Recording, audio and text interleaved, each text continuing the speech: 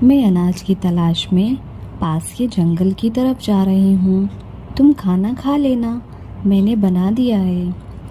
ठीक है माँ। डोली जंगल में अनाज की खोज में जाने लगती है। उड़ते उड़ते उसे ख्याल ही नहीं रहता कि वो तो कितनी आगे आ गई है। तभी एक शिकारी पक्षी डोली के पीछे पड़ जाता है और उस पर हमला कर देता है और उसे खा लेता है। यह सब कालू कौवा और रानो चिड़िया छुपकर देख रहे थे, क्योंकि वह भी वहाँ पर अनाज की खोज में आए हुए थे। फिर शिकारी पक्षी को देखकर वो झाड़ियों के पीछे छिप जाते हैं।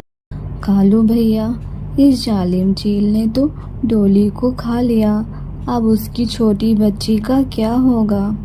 वह तो बहुत छोटी है, डोली के सिवा उसका कोई भी नहीं था। पिता ने तो पहले ही यह संसार छोड़ दिया था, अब डोली भी।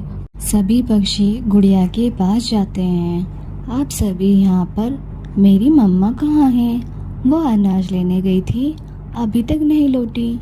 बेटा, वो अब कभी नहीं लौटेंगी, वह इस दुनिया से चली गई हैं।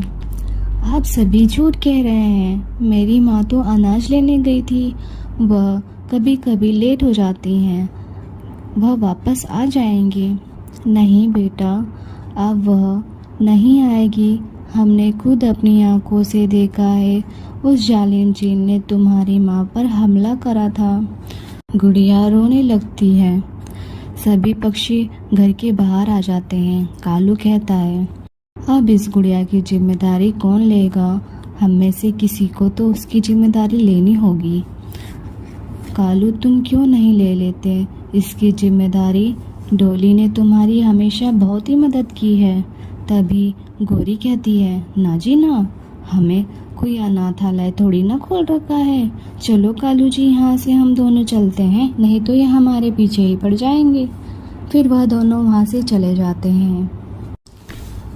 रानू और लूसी कबूतर ही वहाँ पर रह जाते हैं। लूसी कबूतर कहती है, देखो रानू, मेरे तो 2 बच्चे पहले ही हैं, मैं उनका ही पेट बड़ी मुश्किल से पाल पाती हूँ, तो इस गुड़िया का कैसे पालूंगी? इतना कहकर लूसी भी वहाँ से चली जाती है। रानू की कोई भी नहीं था, वह अकेले ही रहती थी।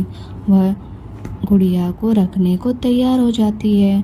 बेटा, आज से मैं तुम्हारी माँ हूँ, आज से तुम्हारी सारी जिम्मेदारी मेरी है।